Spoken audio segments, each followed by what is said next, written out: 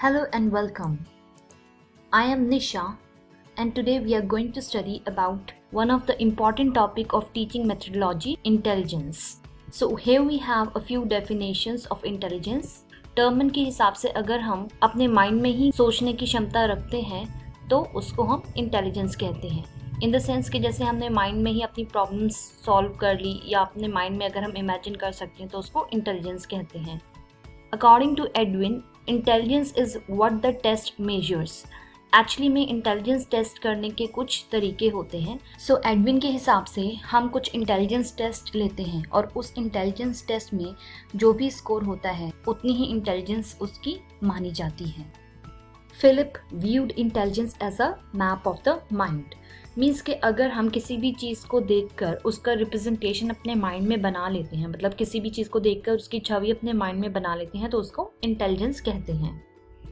According to Thorndike, intelligence means power of good response from the point of view of truth और fact. So किसी भी सच्ची बात पर हमने कैसे रिएक्ट किया या फिर कितना अच्छा रिस्पॉन्स दिया कुछ भी सच जानकर, उसे इंटेलिजेंस कहते हैं। इन द सेंस कि किसी भी असली सिचुएशन में सिचुएशन को कैसे हैंडल किया, वही असली इंटेलिजेंस होती है। Next are the characteristics of intelligence. Intelligence is composite of several intellectual skills such as thinking, doing, reasoning, dealing, learning. So intelligence बहुत सारी चीज़ों से मिलके बनता है, जैसे कि हमारे स्किल्स, हमारी जो कौशलता होती है, जैसे कि सोचना, कुछ काम करना, किसी चीज़ को रीज़न आउट करना, किसी चीज़ के साथ, किसी सिचुएशन या किसी प्रॉब्लम के साथ डील करना, कोई चीज़ लर्न करना, ये सब हमारे इंटेलिजेंस में आते हैं। Intelligence is always goal directed and displayed bye individuals behaviour. Intelligence हमेशा गोल डायरेक्टेड होती है और हमारे बिहेवियर से पता लग जाता है कि वो पर्सन इंटेलिजेंट है या नहीं है। और इंटेलिजेंट बिहेवियर आपका वही होता है जिसमें कि आपके कुछ गोल्स होते हैं, आप कुछ करना चाहते हो, कुछ अचीव करना चाहते हो। Intelligence is the ability to adjust in abnormal and challenging situations. So जब भी हम किसी abnormal condition में, कुछ ख़राब condition में या फिर कुछ challenging situation में अगर हम अपने आप को adopt कर लेते हैं, अपने आप को adjust कर लेते हैं, तो उसको intelligence कहा जाता है। Intelligence is an innate natural endowment of the child. Intelligence बच्चे के अंदर पहले से ही होती है, नेचुरली ही होती है, ये कहीं से सीखी नहीं जा सकती या फिर इसको थोड़ा बहुत बढ़ाया जा सकता है अगर हमारे एनवायरनमेंट कंडीशंस कुछ ऐसी हो हैं। It helps the child in maximum learning in minimum period of time. जो इंटेलिजेंट बच्चे होते हैं वो ज़्यादा से ज़्यादा याद कर सकते हैं कम टाइम में। सो अब यहाँ पर हम पढ़ेंगे क्लासिफिकेशन ऑफ इंटेलिजेंस। मीन्स के डिफरेंट साइकोलॉजिस्ट के हिसाब से कैसे उन्होंने इंटेलिजेंस को क्लासिफाई किया, उसके टाइप्स बताए। So according to Vernon's classification, we have 3 types of intelligence: biological approach, psychological approach, and operational approach. Intelligence is the ability to adapt to the environment or new situation of life. So biological approach के हिसाब से वर्णन कहते हैं कि जो हमारी intelligence होती है वो हमें अपने environment में या फिर किसी भी लाइफ की न्यू सिचुएशन में एडजस्ट करना सिखाती हैं, उसमें हमें रहना सिखाती हैं। फॉर एग्जाम्पल, अगर कोई इंटेलिजेंट पर्सन होगा तो वो न्यू सिचुएशन से या न्यू एनवायरनमेंट से घबराएगा नहीं, उसमें एडजस्ट करना सीख जाएगा। According to psychologist, intelligence is the relative effects of heredity and environment both. It means के हमारे वंश का और हमारे एनवायरनमेंट का दोनों का ही बहुत इफेक्ट पड़ता है इंटेलिजेंस पर। इट मीन्स कि हमारे वंश और हमारे एनवायरनमेंट दोनों का ही सीधा सीधा असर उसके इंटेलिजेंस पर पड़ेगा। सो इस टाइप की जो अप्रोच थी, साइकोलॉजिकल अप्रोच, ये दी थी सीबर्ट, हेब एंड आरबी केटल। इसको हम आगे और डिस्कस करेंगे for a detail understanding. Next one is operational approach. In order to determine a child's IQ, we first administer a test, observe performance and finally conclude. किसी भी बच्चे का अगर हमने IQ चेक करना है, इंटेलिजेंस क्वोशिएंट, उसको हम पहले तो उसका टेस्ट ले लेंगे और उसके बाद उसकी ऑब्जर्व करेंगे परफॉर्मेंस कैसी थी और फाइनली हम कंक्लूड करेंगे कि वो इंटेलिजेंट है या नहीं है। ये एक ऐसी अप्रोच थी जिसमें कि हमने साइंटिफिकली प्रूव करने की कोशिश की थी इंटेलिजेंस के बारे में। सो यहाँ पर ये एक साइंटिफिक तरीकों के थ्रू इंटेलिजेंस को हमने खो जाता। सो यहाँ पर हम आगे अब यही डिस्कस कर रहे हैं जो अभी हमने पिछली स्लाइड में पढ़ा साइकोलॉजिकल अप्रोच में। सिरिल बर्ट के according intelligence denotes a quality that is intellectual and not emotional और मोरल। जो इंटेलिजेंस होती है वो इंटेलेक्चुअल क्वालिटी शो करती है, ना कि इमोशनल या फिर moral. The effects of the child's zeal, interest, industry and the life। बच्चा किस चीज़ को देख के उत्साहित होता है और किस चीज़ में उसका इंटरेस्ट है, या फिर किस करियर में वो जाना चाहता है, या क्या चीज़ उसको पसंद है, इन सब चीज़ों में उसका इंटेलिजेंस का बहुत ज़्यादा सहयोग होता है। Next is it denotes a general capacity that enters into everything the child says और डज और थिंक। ये सिंपल सी बात है कि जो भी बच्चा करेगा उसमें उसकी इंटेलिजेंस झलक जाएगी। जो भी वो कुछ करेगा या बोलेगा उससे पता लग जाता है कि वो बच्चा इंटेलिजेंट है। Intelligence is by definition N innate capacity. जैसे कि हमने पहले भी डेफिनेशन में पढ़ा था कि इंटेलिजेंस तो हमारे अंदर पहले से ही होती है। अब ये हमारी 2 टाइप्स की इंटेलिजेंस यहाँ पर दिखाई हुई है। एक होती है फ्लूइड इंटेलिजेंस और दूसरी होती है क्रिस्टलाइज्ड इंटेलिजेंस। ये हमारी दी थी हेब एंड केटल ने। सो अकॉर्डिंग टू हिम जो फ्लूइड इंटेलिजेंस होती है वो कॉम्प्लेक्स रिलेशंस को समझ जाती है। मीन्स कि अगर कुछ बहुत ही ज़्यादा हौच पौच हो रखा है, बहुत ही ज़्यादा ख़राब हो रखी सिचुएशन, उसको आइडेंटिफाई करने में हमारी फ्लूइड इंटेलिजेंस हेल्प करती है। और ये जो इंटेलिजेंस होती है बहुत पीक पे होती है जब हम 20 साल के होते हैं। ऑन दी अदर हैंड अगर हम क्रिस्टलाइज इंटेलिजेंस की बात करें तो ये हमारी लर्निंग में हेल्प करती है और हमारी कल्चरल इन्फ्लुएंस में भी हेल्प करती है कि हमारा कल्चर से हम कितने इन्फ्लुएंस हुए हैं, और ये हमारे एक्सपीरियंस में काम आती हैं। जो भी हम एक्सपीरियंस करते हैं उनसे हम जो समझते हैं उसको हम क्रिस्टलाइज इंटेलिजेंस के अंडर मानते हैं। और इसमें जो भी हमारी कॉम्प्रिहेंशन मीन्स किसी चीज़ को जज करने की, या फिर हमारी जो नॉलेज है अपने हिसाब से कि हम किसको राइट और रॉन्ग कहते हैं, विजडम जो कहते हैं हम, सो वो सब हमारी इंटेलिजेंस जो होती है वो क्रिस्टलाइज इंटेलिजेंस के अंडर आती है। और ये वाली जो क्रिस्टलाइज इंटेलिजेंस होती है ये हमारी 70 ईयर्स तक चलती रहती है। आगे और इसको एलैबोरेट किया गया है फ्लूइड और क्रिस्टलाइज इंटेलिजेंस को। जो हमारी फ्लूइड इंटेलिजेंस होती है वो हमें प्रॉब्लम सॉल्व करने में हेल्प करती है, नई सिचुएशन में लॉजिक्स ढूंढने में हेल्प करती है और पैटर्न्स को भी बनाने में हेल्प करती है। और जो क्रिस्टलाइज इंटेलिजेंस होती है it defined as the ability to use learn knowledge and experience. ये हमें हेल्प करती है कि जो भी हमने लर्न किया है उसको कैसे यूज़ किया जाए या फिर कैसे हम उसको यूटिलाइज अच्छे तरीके से कर सकते हैं। फ्लूइड इंटेलिजेंस जैसे कि नाम ही सजेस्ट कर रहा है, फ्लूइड मतलब किसी भी सिचुएशन में हम कैसे डील करेंगे। ओके, जो भी हमने नई चीज़ सीखते हैं उसको हम फ्लूइड इंटेलिजेंस कहते हैं। और जो क्रिस्टलाइज इंटेलिजेंस होती है वो क्रिस्टल की तरह होती है। The older the wiser the knowledge. जितने भी पुरानी होती जाएगी उतने ही हम वाइज होते जाएंगे, उतने ही हम इंटेलिजेंट होते जाएंगे। Now here are some examples of fluid intelligence. For example हमने पजल सॉल्विंग की और या फिर प्रॉब्लम सॉल्विंग स्ट्रैटेजीज अगर हमने कोई बनाई तो उसमें हर बारी हम नई स्ट्रैटेजीज बनाएंगे। या फिर पजल सॉल्व करने का कोई एक तरीका नहीं होता, हर बारी हम नई तरीके से उसको सोचेंगे कि हाँ इसमें कैसे सॉल्व किया जा सकता है। ओके, तो उसमें हमारी लर्निंग का या हमारी एजुकेशन का कुछ लेना देना नहीं होता। वेयर एज क्रिस्टलाइज इंटेलिजेंस के एग्जाम्पल हैं हमारे जैसे कि context clues, reading comprehension and driving. जैसे कि हम कोई क्लूज ढूंढते हैं, एक चीज़ को सोच के उसको दूसरी चीज़ से एसोसिएट करना, उसको क्लूज कहते हैं। हम कोई चीज़ अगर पढ़ रहे हैं तो उसको हमने कैसे समझा, वो हमारी क्रिस्टलाइज इंटेलिजेंस में आती है। जब हम ड्राइविंग सीखते हैं तो वो भी हमारी क्रिस्टलाइज इंटेलिजेंस में आती है। Again, there is bit more elaboration on the same. So fluid में हमारे लॉजिक आते हैं, रीजनिंग आती है, प्रॉब्लम सॉल्विंग आती है और इसकी जो पीक होती है वो मिड लाइफ होती है, मीन्स 20 ईयर्स। और क्रिस्टलाइज में हमारी वोकैबुलरी आती है, नॉलेज आती है और स्किल्स जो भी हम सीखते हैं, और ये हमारी ओल्ड एज तक चलती है। Now we have classification of intelligence according to Freeman. So he divide again it into 3 categories: ability to adjust, ability of learning, ability of abstract thinking. Ability to adjust means able to adapt in hostile conditions, means कैसे हम बहुत ही ख़राब conditions में भी अपने आप को adjust करते हैं, उसको हम ability to adjust कहते हैं। Next is ability of learning, able to learn new things quickly. So जब भी हम कोई नई चीज़ सीखते हैं so उसको भी हम intelligence कहते हैं।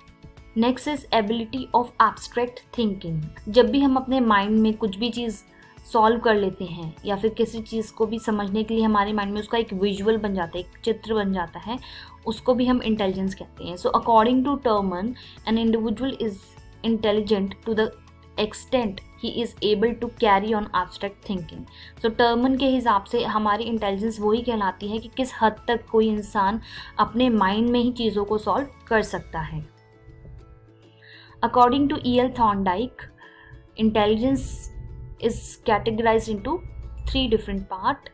One is concrete intelligence, next one is abstract intelligence, and the last one is social intelligence.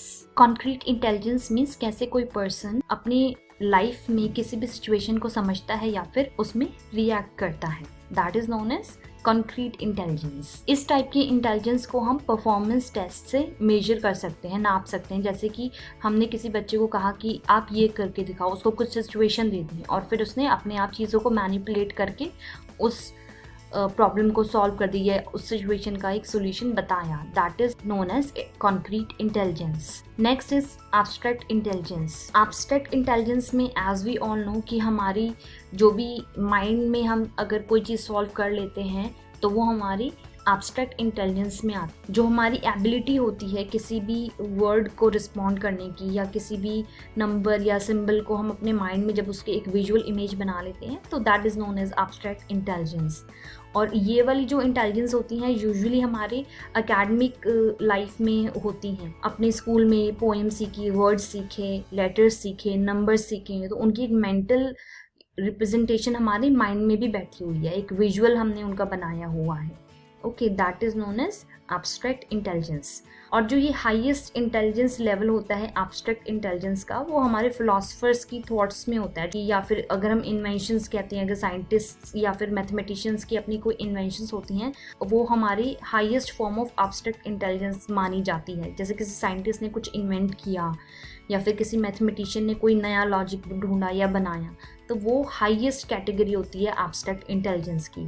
Next one is social intelligence. ये नॉर्मल सी बात है, जो हम सोशल सिचुएशन में अपने आप को कैसे एडजस्ट करते हैं, या फिर कोई भी इंडिविजुअल, कोई भी पर्सन सोशल सिचुएशन में अपने आप को कैसे रिप्रेजेंट करता है या फिर कैसे रिएक्ट करता है, उसका एटीट्यूड, उसका बिहेवियर, वो सब हमारा सोशल इंटेलिजेंस में आता है।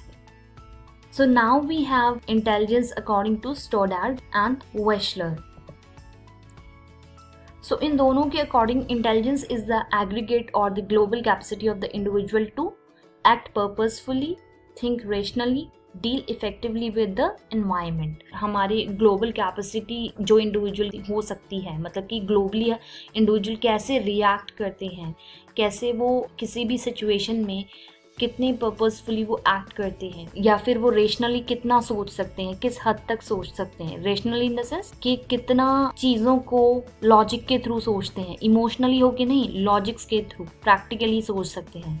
और कैसे कोई भी पर्सन ग्लोबली रिएक्ट करता है, डील करता है इफेक्टिवली अपने एनवायरनमेंट के साथ, सो उसको हम इंटेलिजेंस कहते हैं। तो यहाँ पर जो स्टोडार्ड और वेशलर ने अपनी इंटेलिजेंस की डेफिनेशन दी वो ग्लोबली दी, ठीक है, कि मतलब ये किसी वन पर्सन की या किसी सोसाइटी की बात नहीं कर रही, पूरी ग्लोबली कैसे कोई पर्सन रिएक्ट करता है, पर्पसफुली एक्ट करता है या फिर रेशनली सोचता है, या फिर किस तरीके से वो इफेक्टिवली डील करता है अपने एनवायरनमेंट के साथ, उसको यहाँ पर ग्लोबली रिएक्शन के थ्रू बताने की कोशिश की है कि हर किसी का ग्लोबली वही रिएक्शन होगा।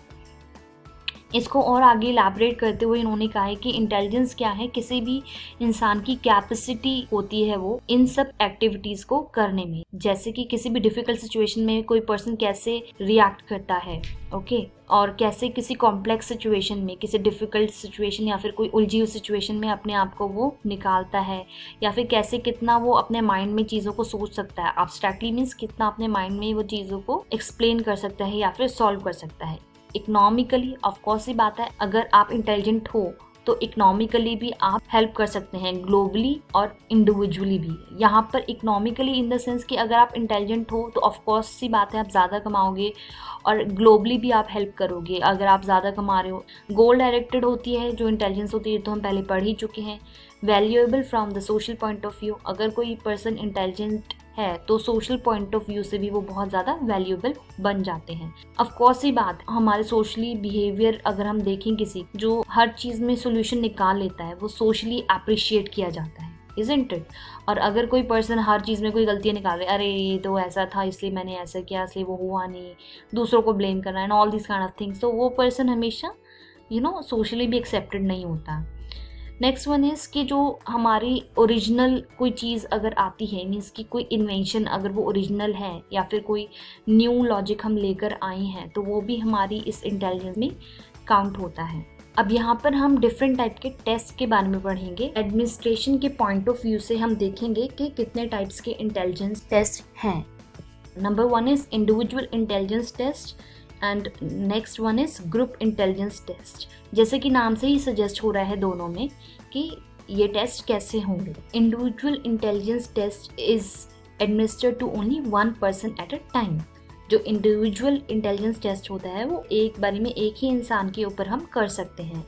इसमें हम जो टेस्ट लेंगे वो बायनेट साइमन ने इन्वेंट किया था, उसको हम आगे और इलैबोरेट करके समझेंगे। Next one is group intelligence test. Group intelligence test can be administered to more than one person at a time.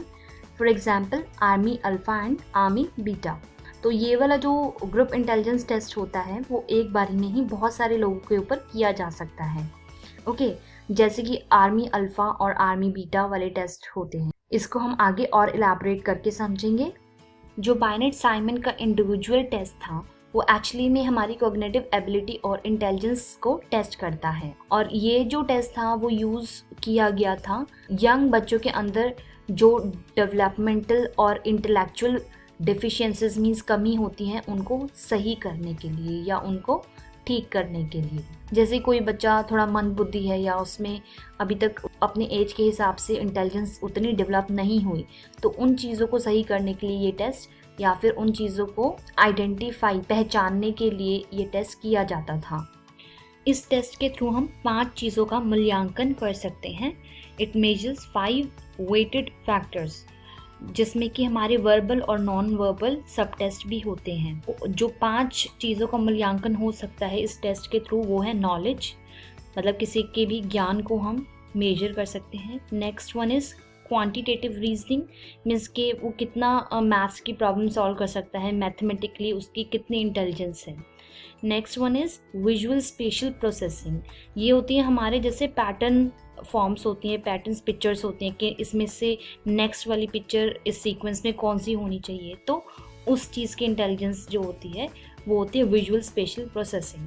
Next one is working memory, मतलब कितना किसी बच्चे को याद रह सकता है जो भी इसने लर्न किया। और इसमें हम एक और चीज़ फ्लूइड रीजनिंग को भी टेस्ट कर सकते हैं। फ्लूइड रीजनिंग हमने अभी पहले ही पढ़ा था, जिसमें हमारे लॉजिक्स होते हैं, जो हमारी 20 ईयर्स के एज तक हमारे पीक पर होती है वो इंटेलिजेंस, तो that is known as fluid intelligence या और फ्लूइड रीजनिंग। उसको भी हम टेस्ट कर सकते हैं बायनेट साइमन इंडिविजुअल टेस्ट के थ्रू। जो साइमन था उसने IQ रेंज इन्वेंट की थी और उसके हिसाब से उन बच्चों को नाम दिए गए थे। तो ये हमारी आगे और इसके एडिशंस आ चुके हैं, और जो सबसे लेटेस्ट है या फिर आप कह सकते हैं कि इसमें और भी रेंजेस बढ़ चुकी हैं, वो हम आगे समझेंगे। So this is a representation of first Binet Simon individual test. ये उसका एक आपको पिक्चर दिखाई गई है, इसमें इतना क्लियरली नहीं दिखाया हुआ है। इसमें देखिए, इसमें कोई भी अगर फॉर एग्जांपल 3 साल का बच्चा है वो अपनी आईज, नोज, माउथ को पॉइंट कर सकता है, और अगर हम उसको बोलें कि रिपीट करो it rains, I am hungry, तो वो कितनी बारी उसको ठीक से रिपीट कर पाता है। और हमने अगर किसी बच्चे को बहुत सारे फ्लैश कार्ड्स दे दिए और हमने कहा कि पहचानो इनमें क्या है, तो इस तरीके का जो टेस्ट होता है वो हम किसी इंडिविजुअल के लिए बनाते हैं, वो कुछ एक पर्टिकुलर पर्पस सॉल्व करता है, ऐसा वाला टेस्ट। तो इसमें क्या होता है, हम एक मेंटल एज और उसकी एक्चुअल एज को हम जज कर सकते कि मेंटली वो किस एज में है। फॉर एग्जाम्पल यहाँ पर जैसे कि मैंने आपको 3 साल के बच्चे को बताया कि वो नोज, आईज और माउथ को पॉइंट कर सकते, लेकिन अगर वो 3 साल का बच्चा अपनी आईज, नोज और माउथ को पॉइंट आउट नहीं कर पाया, तो हम उसको कहेंगे कि वो मेंटली 3 साल का नहीं है। क्रोनोलॉजिकली तो वो है 3 साल का, लेकिन मेंटली वो 3 साल से छोटा है।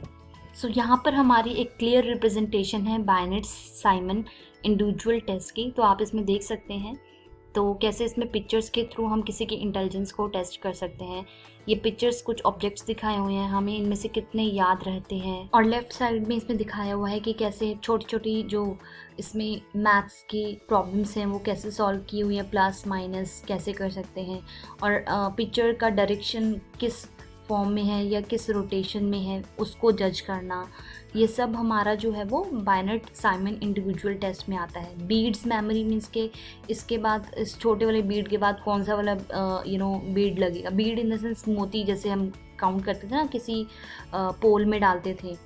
पहले देखा होगा छोटे बच्चों का, अभी भी गेम्स आती हैं, पहले बड़ा होता है फिर छोटा, फिर उससे छोटा, फिर उससे छोटा। एंड राइट साइड पे दोबारा देखिए एंड में दिया हुआ है, फिगर्स दी हुई हैं, तो इसमें इस पैटर्न के हिसाब से नेक्स्ट फिगर कौन सी होगी। So this is actually the clear representation of Binet Simon test. जो बायनेट साइमन थे उन्होंने ये फॉर्मूला भी खोजा था आईक्यू का, mental age upon chronological age into 100। अगर हम मेंटल एज को क्रोनिकल एज से डिवाइड करके 100 से मल्टीप्लाई करते हैं तो वो उस बच्चे का आईक्यू होता है। अब यहाँ पर आया हमारा alpha and beta army test. तो ये हमारा ग्रुप इंटेलिजेंस टेस्ट में आता है। तो अल्फ़ा होता है वो लिटरेट लोगों के लिए होता है, जो पढ़े लिखे लोग होते हैं वो एक रिटन टेस्ट देते हैं, तो वो हमारा आता है army alpha group intelligence test के अंडर। और जो army beta group intelligence test होता है वो इलिटरेट्स के लिए भी होता है, जो पढ़े लिखे नहीं होते वो भी इस टेस्ट को दे सकते हैं। और जो लोग अल्फ़ा टेस्ट में फेल होते हैं, मीन्स जो रिटन टेस्ट में फेल होते हैं, वो लोग भी इस टेस्ट को दे सकते हैं। और अगर कोई इंसान दोनों ही टेस्ट में फेल हो जाता है, कि मीन्स कि बीटा टेस्ट में भी वो फेल हो जाता है, तो उस इंडिविजुअल को दोबारा से एग्जामिन करने के लिए तीसरी बारी बुलाया जाता है। सो ये कुछ सबसे पहले बनाए गए अल्फ़ा और आर्मी बीटा टेस्ट यहाँ पर दिखाए गए हैं। आई नो कि पिक्चर थोड़ी क्लियर नहीं है। हमारे ग्रुप टेस्ट का मतलब होता है जो आजकल हमारे कॉम्पिटिटिव एग्जाम्स होते हैं ना, ये उस टाइप के टेस्ट होते थे। और 1917 में जो यूनाइटेड स्टेट्स में वर्ल्ड वॉर फर्स्ट के दौरान जो लार्ज स्केल पे आर्मी का टेस्ट लेते थे वो यही वाले टेस्ट होते थे, आर्मी अल्फा और आर्मी बीटा वाले टेस्ट। जो पढ़े लिखे होते थे उनको आर्मी अल्फा वाला टेस्ट दिया जाता था, और जो पढ़े लिखे नहीं होते थे उनको आर्मी बीटा वाला टेस्ट दिया जाता था। और उसी से उनकी इंटेलिजेंस का पता लगाया जाता था और उसी हिसाब से उनको काम दिया जाता था। Now we have classification of intelligence test according to the nature of items of the test. किस टाइप के इसमें आइटम्स होते हैं उसके हिसाब से ये क्लासिफिकेशन की गई है। First we have verbal test, then non verbal test and then performance test. तो वर्बल टेस्ट की अगर हम बात करें तो वर्बल टेस्ट जो होता है वो रिटन टेस्ट होता है, जिसमें कि इंस्ट्रक्शंस और क्वेश्चंस दोनों ही रिटन फॉर्म में दी जाती है। और इसमें सिर्फ जो पढ़े लिखे होते हैं वो ही इस टेस्ट को दे पाते हैं। नॉन वर्बल टेस्ट में जो इंस्ट्रक्शंस होती हैं सिर्फ वो रिटन लैंग्वेज में होती है, बाकी जो टेस्ट होता है वो फिगर के फॉर्म में होता है। जैसे कि कोई फिगर दे दी, इसकी नेक्स्ट फिगर कौन सी है, इसका रोटेशन किस हिसाब से, क्या पैटर्न है। जैसे आजकल के हमारे रीजनिंग वाले टेस्ट होते हैं उसमें अगर पिक्चर रिप्रेजेंटेशन है, उस टाइप का जो टेस्ट होता है वो नॉन वर्बल टेस्ट कहलाता है। जैसे कि हमारी आर्मी बीटा वाला टेस्ट जो हमने अभी पीछे ही देखा। Next one is performance test. ये एक्चुअली में यूजफुल होता है डेफ और डम, मतलब जो गूंगे बहरे लोग होते हैं उनके लिए, और या फिर जो पढ़े लिखे नहीं होते, या फिर शर्मीले बच्चे होते हैं, या फिर जिनको एक्चुअली में एजुकेशन नहीं मिली होती बच्चों को, या फिर वो बच्चे जो किसी और कल्चर से बिलोंग करते हैं।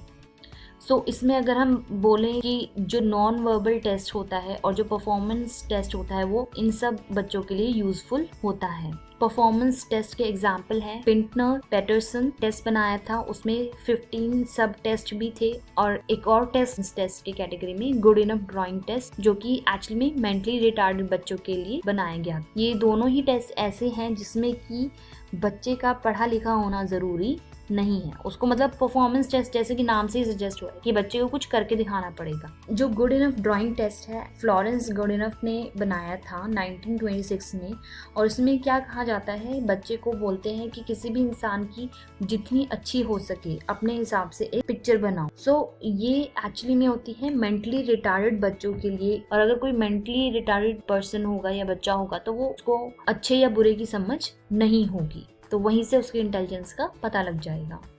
सो ये कुछ चीज़ें हैं जो हमने पहले भी पढ़ी थी। तो एक्चुअली इस टाइप के क्वेश्चंस कई बार ये हमारे आते हैं सीटेट एग्जाम में। पहले तो हम ये IQ स्केल देख लेते हैं। ये हमारा दिया है लेविन एंड मार्क्स ने और ये 1928 में बनाया गया कि इसमें कितनी रेंज है 175 से लेकर और लोवेस्ट इसमें है -1 या फिर उससे भी कम। तो यहाँ पर कैटेगराइज किया है लेविन और मार्क ने। और पहले वाला जो था वो हमारा साइमन बाइनेट ने बनाया था जो कि थोड़ा छोटा था और उसके भी वो हमारा 5th एडिशन था। तो इसमें हम सबसे नीचे से स्टार्ट करते हैं। जो बच्चा -1 से भी कम का IQ होगा उसको हम बूमर्स कहते हैं।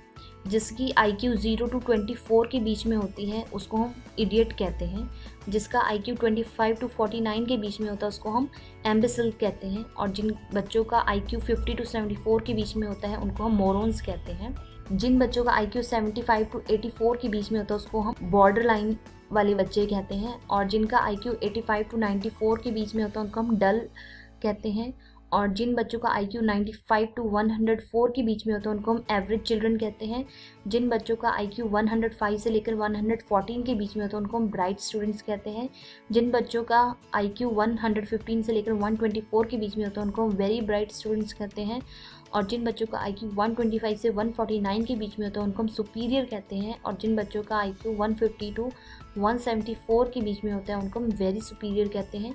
और जिन बच्चों का IQ 175 से लेकर और उससे भी ज़्यादा हो तो उनको हम प्रीकोशियस कहते हैं। ओके, तो ये आपको IQ स्केल तो समझ आ ही गया होगा। और इसको मेजर करने का हमारे टेस्ट होते हैं जो कि ऑनलाइन भी अवेलेबल होते हैं। तो यहाँ पर ये फॉर्मूला हमारा जो है वो ही बाइनेट वाला फॉर्मूला है। तो इसमें क्या है, IQ किसी का जानने के लिए उसकी mental age upon chronological as into 100 करते हैं तो हमारा जो है IQ उस बच्चे का निकल आता है। For example, suppose the mental as of a 10-year child is 12 years on the basis of his scores on intelligence test. So his IQ will be mental age upon chronological age into 100. तो उस बच्चे की mental as क्या है 12 years और उसकी actual as क्या है 10 years और उसको फिर हमने मल्टीप्लाई किया है 100 से तो हमारा आंसर आया 120। सो 120 जो है उस बच्चे का IQ है। सो अगर उस बच्चे का 120 IQ है तो वो कौन सी कैटेगरी में फॉल करता है, वेरी ब्राइट स्टूडेंट। जो डेविएशन IQ होता है वो एक्चुअली में मेजर करता है किसी भी बच्चे के इंटेलिजेंस एवरेज IQ से कितनी कम या ज़्यादा है।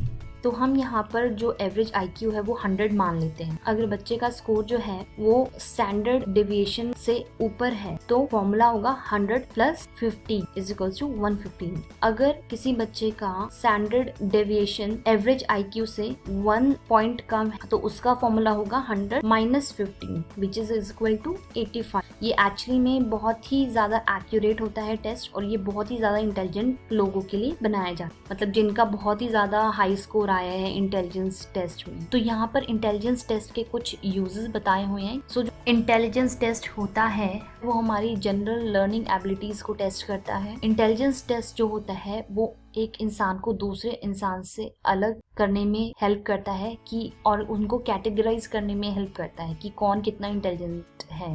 लाइक कोई मेंटली रिटार्डेड होता है या फिर किसका IQ, किस बच्चे का IQ उस दूसरे बच्चे के IQ से कितना ऊपर या नीचे है। इंटेलिजेंस टेस्ट के थ्रू ही हमें पता लगता है कि बच्चा कितना मेंटली रिटार्डेड है या कितना इंटेलिजेंट है। जो इंटेलिजेंस टेस्ट होता है वो गिफ्टेड चिल्ड्रन को पहचानने में हेल्प करता है।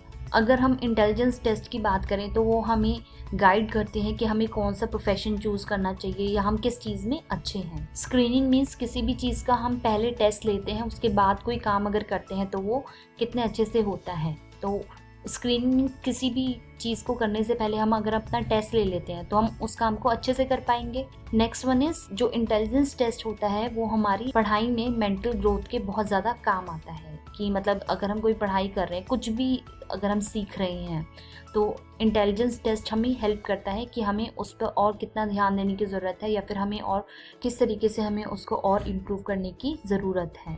इंटेलिजेंस टेस्ट जो होता है उसकी कुछ कमियां भी होती हैं। जो एक्सपीरियंस लोग होते हैं, मतलब जो वो टेस्ट बहुत ज़्यादा बारी दे चुके हैं तो उनको एडवांटेज होता है। अगर वो कोई भी इंटेलिजेंस टेस्ट देते हैं तो ऑब्वियस सी बात है कि उनका जो स्कोर है वो हाई आएगा। और अगर हम बात करें तो जो इंटेलिजेंस इंटेलिजेंस टेस्ट होते हैं वो हमारी मोटिवेशन से भी ज़्यादा अफेक्ट होते हैं, क्योंकि अगर कोई बच्चे को ज़्यादा मोटिवेशन मिली है तो ऑब्वियसली वो ज़्यादा हाई स्कोर करेगा, और जिनको कम मोटिवेशन मिलती है बच्चों को वो IQ टेस्ट में कम स्कोर करते हैं। जो हमारे IQ टेस्ट होते हैं वो कभी भी हमारी पूरी इंटेलिजेंस को मेजर नहीं कर सकते, क्योंकि हमारी जो इंटेलिजेंस होती है वो बहुत सारी तरीके की होती हैं और उन सबको मेजर करने के लिए ऐसा आज तक कोई टेस्ट नहीं बना है। जो इंटेलिजेंस टेस्ट होते हैं वो कल्चरल बियास भी होते हैं, इन द सेंस कि कुछ कल्चर में या कुछ बैकग्राउंड से आए हुए बच्चे उस इंटेलिजेंस को परफॉर्म नहीं कर पाते, चाहे वो इंटेलिजेंट भी हो तब भी। सिंपल सी बात है कि अगर हम फिश को पेड़ पर चढ़ने की एबिलिटी से जज करते हैं तो वो गलत चीज़ है। ओके, तो हम उसमें ये नहीं कह सकते कि जो फिश है वो इंटेलिजेंट नहीं है। क्यों? क्योंकि उसका जो स्किल है वो किसी और चीज़ में है, वो स्विमिंग करने में है। लेकिन हम अगर उसको जज करते हैं उसकी एबिलिटी से कि वो पेड़ पर चढ़ पाती है कि नहीं चढ़ पाती है, तो उसमें तो ऑब्वियसली वो फेल ही होगी। ठीक है, सो this is just an example I have given you कि हर बच्चे के लिए या हर बैकग्राउंड के बच्चे के लिए वो मुमकिन साबित नहीं हुआ, एक अच्छा एक स्टैंडर्ड इंटेलिजेंस टेस्ट नहीं साबित होते। Rapport between examiner and examinee, ये बहुत फ़र्क पड़ता है कि कोई भी जो बच्चा है उसका अपने टीचर से कितना ज़्यादा अच्छा रिलेशन है, उसका उस बच्चे के इंटेलिजेंस टेस्ट पर बहुत फ़र्क पड़ता है। अगर उसके रिलेशंस अच्छे होंगे तो ऑब्वियसली उसके अच्छे मार्क्स आएंगे, और अगर उसके रिलेशंस अच्छे नहीं होंगे तो कहीं ना कहीं वो टीचर जो है वो उसके मार्क्स कट कर लेगा anyhow. And next one is IQ test won't cover all mental abilities. जैसे कि हमने पहले भी पढ़ा था कि हमारे मेंटल एबिलिटीज़ बहुत ज़्यादा तरीके की होती हैं, तो हमारा कोई भी इंटेलिजेंस टेस्ट उन सारी मेंटल एबिलिटीज़ को जज नहीं कर सकता। I hope you like the video. See you again. Bye bye.